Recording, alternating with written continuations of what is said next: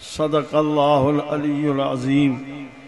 वक़ाल अल्लाहु तबारक व तआला फ़ी शान हबीबिही सल्लल्लाहु अलैहि वसल्लम इन्नल्लाह व मलाइकतहु युसल्लूना अलन नबिय्य या अय्युहल्लज़ीना आमनू सल्लू अलैहि व सल्लिमू तस्लीमा।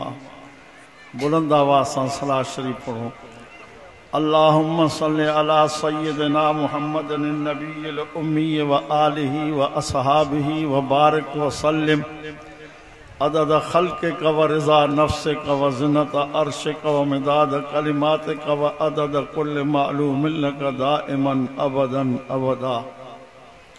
मुझा प्यारा मुसलमान दोस्तो, अल्लाह रब्बुल आलमीन तव्हां असां मेड़नी जे मथां वॾी महिरबानी फरमाई आहे जो पाक पैगंबर सल्लल्लाहु अलैहि वसल्लम जे सीरत ॿुधण लाइ हिकिड़ी जगह ते गॾिजी विहण जी तौफ़ीक़ नसीबत फरमाई।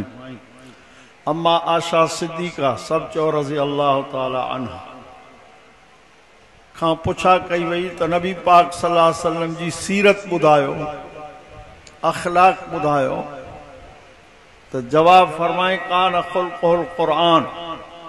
महबूब जी सीरत तव्हां खे ॾिसणी पढ़णी आहे त क़ुरान पढ़ो। अल्हम्दुलिल्लाह, अल्लाह जो शुक्र आहे जो हेतिरा नौनिहाल बचड़ा क़ुरान पढ़िया। जिन यादि कयो उन्हनि खे बि मुबारक आहे, जिन ॾिसी पढ़ियो उन्हनि खे बि मुबारक आहे। हक़ीक़त ही आहे त क़ुरान करीम जे ॾिसी पढ़ण जा ॿ सवाब आहिनि। यादि पढ़ण जो हिकिड़ो सवाब। यादि पढ़ण सिर्फ़ यादि पढ़ंदो क़ुरान जो सवाब, ॾिसी पढ़ण सां पढ़ण जो बि सवाब मिलंदो, क़ुरान जे ज़ियारत जो बि सवाब मिलंदो। क़ुरान जी ज़ियारत करण मुस्तक़िल सवाब आहे।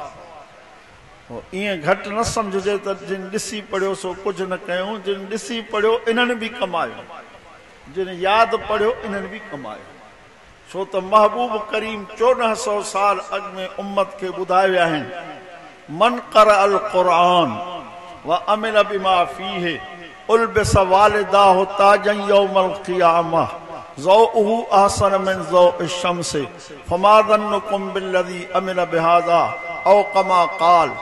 महबूब करीम फरमायो, जंहिं मुंहिंजे उम्मती जे बचड़े क़ुरान पढ़ियो ऐं क़ुरान ते अमल कयईं, उल्बिस वालिदाहु ताजन यौमल क़ियामह, मैदान महशर में उन जे अबे अम्मा खे इनाम मिलंदो ताज। जंहिं ताज जी रोशनी फरमायो ज़ौउहु अहसन मिन ज़ौइ शम्स, उन जी रोशनी सिज जे रोशनी खां बि मथे हूंदी। फमा ज़न्नुकुम बिल्लज़ी अमिल बिहाज़ा, पोइ तव्हांजो कहिड़ो ख़्यालु आहे जेके ख़ुदि क़ुरान ते अमल कंदा उन्हनि खे केॾो वॾो इनाम मिलंदो। इहो त उतां जी हाली त अणॾिठो सौदो आहे। साईं, सिंधी में चवंदा आहिनि वारी जो पंधु आहे, अणॾिठो सौदो आहे। ऐं क़ुरान जे मुंड में बि अलाह लिखियो आहे युमिनून बिल ग़ैब, अणॾिठे ते। मुंहिंजे पाक पैगंबर सभु चो सल्लल्लाहु अलैहि वसल्लम साईं जन फरमायो त जेको मुंहिंजो उम्मती क़ुरान करीम वेही थो पढ़े, अल्लाह ऐलान थो करे, इनखे हदीस कुदसी चइबो आहे, आतैतहु अफ़ज़ल मा ओत साइलीन। घुरंदड़ घुरनि पिया, घुरंदड़ घुरनि पिया, घुरबो उन खां जेको ॾेई न पचा। अल्लाह क़ुरान में लिखी छॾियो व फ़िस समाए रिज़्क़ुकुम, तव्हांजो रिज़्क़ मां लिखी छॾियो, जेको मिलणो आहे मिलंदो। दुआ घुरो घुरो घुरो। अल्लाह जे हबीब फरमायो, दुआ घुरंदड़ घुरंदड़ घुरंदड़ थकिजी वञनि, रब पाक ऐलान थो करे त जेको मुंहिंजो मानो क़ुरान थो पढ़े, मां ऐलान थो कयां त घुरंदड़नि खां वधीक उनखे ॾींदुमि। बसि हिकु ॿ ॻाल्हि करे मां तव्हां खां इजाज़त वठंदुमि। इन क़ुरान करीम जी अहमियत हिन मां तव्हांखे सम्झणु घुर्जे जो महबूब करीम मिठड़े अली साईं खे सब चो रज़ी अल्लाह ताला, जिन खे जन्नत जी ख़ुशख़बरी बि ॾेई छॾियूं 10 साहबनि खे, उन मां मिठड़ो अली साईं बि आहे। मिठड़े अली साईं खे फरमायो, अली चई जी मुंहिंजा महबूब, जे राति जो सुम्हण महिल 4 कम करे पोइ सुम्हंदो। 4 कम करे पोइ सुम्हंदो कर। अर्ज़ कई से हुकुम फरमायो हिकिड़ो त 4000 रुपया अल्लाह जे नाले ते ख़ैरात करे पोइ सुम्हंदो कर। ॿियो फरमायोसि त सॼे क़ुरान जे ख़तम जो सवाब पंहिंजे नाम आमाल में लिखाए पोइ सुम्हंदो। टियों फरमायोसि त 10 दफ़ा तौबा करे पोइ सुम्हंदो कर। चौथों फरमायोसि त 10 दफ़ा सलाह शरीफ़ पढ़ी पोइ सुम्हंदो कर। पंजो फरमायोसि त 3 कलमो 4 दफ़ा पढ़ी पोइ सुम्हंदो कर।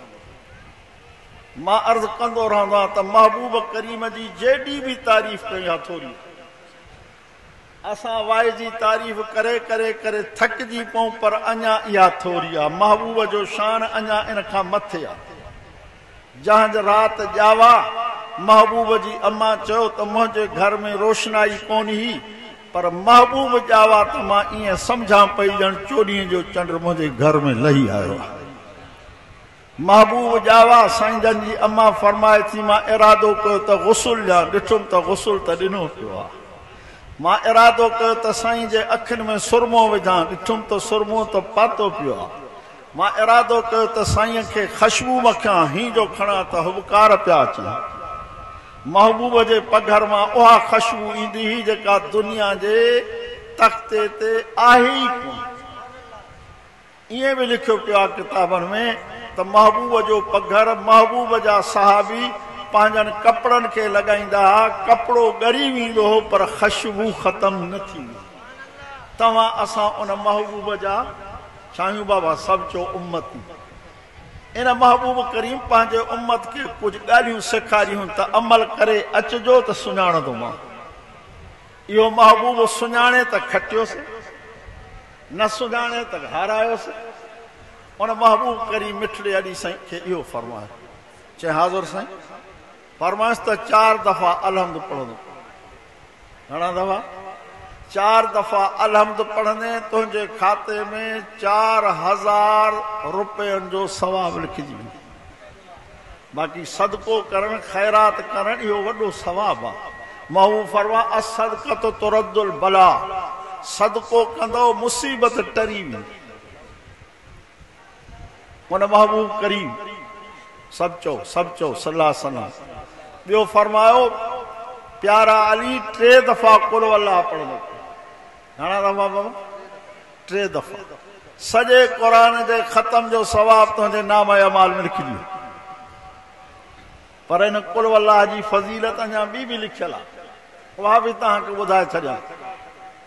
लिखियो पियो आहे त जेको शख़्स 200 दफ़ा कुल अल्लाह रोज़ानो बावज़ू थी पढ़ंदो, दुनिया आख़िर जा कम थी वेंदा। 200 दफ़ा साण तव्हां सोचींदा हूंदो त कीअं पढ़ूं। मां चवंदो आहियां पढ़णु सवलो। जेको निमाज़ी आहे, निमाज़ पढ़ी 40 दफ़ा पढ़ी छॾे, 5 निमाज़ुनि खां पोइ 200 दफ़ा। ख़तमा घणा थींदासीं इहो हिसाब तव्हां पाण कजो। 3 ते हिकिड़ो ख़तम त 200 ते घणा ख़तम। इहो खातो खोलरायो बाबा, इहो खोलरायो खातो। छो त तव्हां असांखे अकेलो सुम्हणो आहे, उते हे गॾु हूंदो यकीन कयो। महबूब करीम सल्लल्लाहु अलैहि वसल्लम साईं जन फरमाए छॾियो त अल क़ुरान, हे क़ुरान तुंहिंजे लाइ अल्लाह जे आॾो हुज्जत आहे, दलील आहे, शाहिद आहे। महबूब करीम फरमाए जेको मुंहिंजो उम्मती 5 वक़्त नमाज़ पढ़े, बसि इहा ॻाल्हि कयां, 5 वक़्त। महबूब साहबनि खे फरमाए मां पंहिंजे उन उम्मती खे सुञाणंदुमि। अर्ज़ कयो साईं कीअं? फरमाए 5 वक़्त नमाज़ पढ़े, उथंदो वेंदो 5 ई उज़वा 14 जे चंड वांगुरु चमकंदा। बाबा निमाज़ असां खां मोकिलायो, महिरबानी कयो निमाज़ पढ़ो। बेनिमाज़ी जो हशर फिरौन सां थींदो, हामान सां थींदो, कारून सां थींदो, उबय बिन खल्फ सां थींदो। निमाज़ी जो हशर महबूब सां थींदो। महबूब जो हिकिड़ो सहाबी सगोरो हो, महबूब जी ॾाढी ख़िदमत कंदो हो। ख़िदमत करण वारो वणंदो आहे। पोइ हिकिड़े ॾींहुं नबी पाक फरमायोसि त मां खां कुझु घुर त तोखे ॾियां, मां खां कुझु घुर त तोखे ॾियां। पोइ नबी साईं खे चई साईं मुराफ़क़तुक फ़िल जन्नह, तोसां जन्नत में गॾु ॿियो सुवाल न कई त दुनिया मिले न, तोसां जन्नत में गॾु हुजनि। नबी साईं पाण चयोसि घुर त ॼाए त हाणे चवनि सां न बसि तूं मां सां गॾु हूंदे, ईअं न चयुसि। फरमायोसि आइनी बि कसरत सुजूद, मुंहिंजा प्यारा सहाबी निमाज़ घणी पढ़ंदे त मां सां गॾु हूंदे। सो अज़म कयो त इनशा अल्लाह 5 वक़्त निमाज़ पढ़ंदासीं। हे जेके मुसीबतूं असां ते आहिनि न, हिकु त हिन खे छॾियो अथसि, ॿियो क़ुर खे छॾियो। क़ुर जी तिलावत कयो, घरनि में बरकत ईंदी, बरकत। अवा मींहुं वसंदो आहे त मुल्क भिॼी वेंदो आहे। क़ुर पढ़बो त रहमत में वसी पवंदी। मुंहिंजे नबी पाक फरमायो, मुंहिंजो उम्मती 5 वक़्त निमाज़ पढ़े, उन खां पोइ आयतल कुर्सी खे हिकिड़ो भेरो ॾेई छॾे, अल्लाहु ला इलाहा इल्ला हुवल हय्युल क़य्यूम। इहो मुंड ॿुधायोमांव, सॼी आयत पढ़ी छॾे। मुंहिंजे महबूब पंहिंजे ज़ुबान मुबारक सां फरमायो, मुंहिंजा उम्मतियो, क़बर जी कोठी खे तव्हां खॾ सम्झंदा हो, मां तव्हांखे ॿुधायां थो खॾ न अथव, इहो जन्नत जो बाग़ अथव या जहन्नम जो कूड़ो। पोइ अर्ज़ कयूं साईं जन्नत जो बाग़ कीअं थींदो? फरमा हर निमाज़ खां पोइ आयतल कुर्सी खे हिकिड़ो भेरो ॾियो, तव्हांजे मरण जी देरि आहे, क़बर खे जन्नत जे बाग़ थियण जी देरि न आहे। पर इहो बाग़ हिननि अखियुनि सां ॾिसण में कोन्हे। तव्हां सभु कुड़मी ज़मींदार वेठा आहियो, वणनि खे जीत लॻंदो आहे, जीत हिननि अखियुनि सां नज़र कोन ईंदो आहे, मशीनुनि सां नज़र ईंदो आहे, मशीनुनि सां। पोइ जन्नत जो बाग़ जॾहिं उते सुम्हंदासीं पोइ ख़बर पवंदी। महबूब करीम सवा लख नबियनि जे सरदार ताजदार मदीना ही फरमायो, मुंहिंजो उम्मती निमाज़ी जॾहिं क़बर में पहुचंदो आहे, सही अक़ीदे वारो, उनखे सिज नज़र ईअं ईंदो आहे ॼण टिपरी, केॾी महिल बि पूरियोसि पर उनखे सिज नज़र ईंदो ॼण टिपरी आहे। पोइ जॾहिं मलाइकनि खां 3 सुवाल कंदा, मरलब का मन नबी का मादीन का रब केरु थी, नबी केरु थी, दीन कहिड़ो थी, त उनखे हिकिड़ो अखर चवंदो दऊनी उसली, मूंखे छॾियो त मां टिपरी।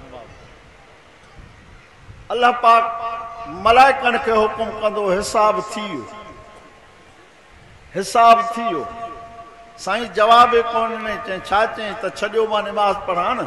निमाज़ उहो पढ़ंदो जेको मां रब खे मञंदो, निमाज़ उहो पढ़ंदो जेको रसूलुल्लाह खे मञंदो, निमाज़ उहो पढ़ंदो जंहिंजो मज़हब इस्लाम हूंदो। हिकिड़े अखर सां जान छुटी वेंदी, उन जे लाइ क़बर कुशादी थी वेंदी, ऐलान थींदो त जन्नत जी दरी खोले ॾियो, जन्नत जो बिस्तरो विछाए। राति जो सुम्हो, अल्लाह तव्हांखे क़ुर जे कने नसीब कयो आहे त सुम्हण जी निमाज़ खां पोइ इज़ा वक़ातिल वाक़िअत सूरत खे हिकिड़ो भेरो ॾेई छॾियो, इनशा अल्लाह तव्हांजा कर्ज़ मर्ज़ दफ़ो थी वेंदा। तबारक लज़ी अचेव थी, नबी साईं इहा तबारक लज़ी सूरत जेसि ताईं न पढ़ंदा तेसि ताईं सुम्हंदा ई कोन। ऐं फरमायूं त सुम्हण खां अॻु में 2 हथ ही झलियो, पोइ कुलौज़ बि रबिल फलक बि पढ़ो, कुलौज़ बि रबिल नास बि पढ़ो, पोइ हथनि ते शुकारियो, पोइ सॼे बुत ते हथ घुमाए छॾियो। फरमायूं तव्हांखे जादू बि न थींदो, जिन बि न वठंदो। हाणे जादू बि जाम आहिनि, जिन बि जाम आहिनि, छो त क़ुर खे छॾियो अथसि। अज़म कयो त इनशा अल्लाह क़ुर जी तिलावत कंदासीं। जेके पढ़ियल हो महिरबानी कयो। हक़ीक़त में त रोज़ हिकिड़ो सीपारो दौर करणु घुरिजे, छो त सीपारा घणा आहिनि साईं, महीने में ॾींहं, अलाह साईं विराए ॾिनो त रोज़ हिकिड़ो सीपारो पढ़ो। तव्हां रोज़ सीपारो पढ़ी घरों निकिरो, तव्हांखे बरकत नज़र न अचे त जीअं तव्हांखे वणे तीअं मूंखे चए। नबी जो फरमान आहे, नबी जो फरमायो त यासीन शरीफ़ खे सुबुह जो भेरो ॾेई घरों निकिरो, तव्हांजे दुनिया जा कम सभई सवला थी वेंदा। तव्हांजे नामे आमाल में क़ुर जे 10 ख़त्मनि जो सवाब लिखी वेंदो। जेका आयत मां तव्हांजे आॾो पढ़ी, उन में अल्लाह साईं क़ुर शरीफ़ जी तारीफ़ बयान कई आहे, क़ुर जो मक़ाम ॿुधायो आहे। वलो अन क़ुरआनन सुयरत बिल जिबाल, हिन क़ुर में मां अल्लाह एॾी ताक़त रखी आहे, पढ़ी जबल ते फूको ॾिजे त जबल हड़ी पए। और कुत्तियत बिल अर्द फूको ॾेई ज़मीन ते त ज़मीन फाटी पवे कुल्ले में बिल मौता कब्रस्तान में वञी कब्रुनि जे मथां पढ़जे त मुआ ॻाल्हाइनि इहा क़ुरान में ताक़त अल्लाह चए थो मां रखी आहे बल्लिल्लाहिल अम्रु जमिया पर इहे सभई ॻाल्हियूं कंट्रोल मुंहिंजे में जॾहिं चाहियां मिसाल दोस्तनि खे त हिकिड़ी कार में 300 स्पीड ते भॼण जी ताक़त आहे 300 माना माइल 300 करे सघे थी स्पीड एतिरी रखियल अथसि पर हलंदी केतिरी जेतिरो ड्राइवर हलाए 100 ते हलायसि 50 ते हलायसि 60 ते हलायसि अल्लाह चए थो क़ुरान में इहा ताक़त आहे पर कंट्रोल मां पंहिंजे में रखी आहे जॾहिं चाहींदुमि ईअं थी दुआ आहे अल्लाह ताला तव्हांजे ॿुधण खे असांजे ॿुधाइण खे मक़बूल मंज़ूर फरमाए मरहूमीन जे क़बर के अल्लाह साईं जन्नत जो बाग बणाए हिन दीनी अदारे खे अल्लाह साईं ता क़यामत क़ाइम दाइम आबाद फरमाए व आख़िर दावाना अनिल हम्दुलिल्लाह रब्बिल